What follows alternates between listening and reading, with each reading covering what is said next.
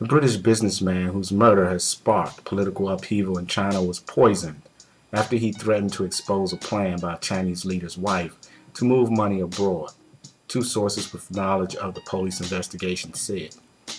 It was the first time a specific motive has been revealed for Neil Haywood's murder last November, a death which ended Chinese leader Bo Xilei's hopes of emerging as a top central leader and threw off balance the Communist Party's looming leadership succession.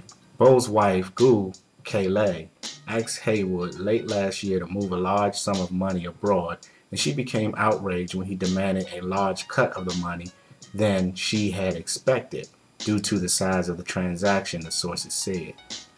She accused him of being greedy and hatched a plan to kill him after he said he could expose her dealings, one of the sources said, summarizing the police case. Both sources have spoken to investigators in Chongqing, the southwestern Chinese city where Haywood was killed and where Bo had cast himself as a crime-fighting Communist Party leader. Gu, that's Bo's wife, is in police custody on suspicion of committing or arranging Haywood's murder, though no details of the motive or the crime itself have been publicly released, other than a general comment from Chinese state media that he was killed after a financial dispute.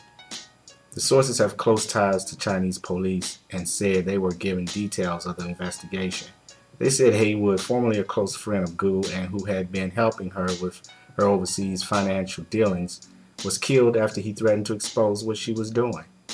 Haywood told her that if she thought he was being too greedy, that he didn't need to become involved and wouldn't take a penny of the money.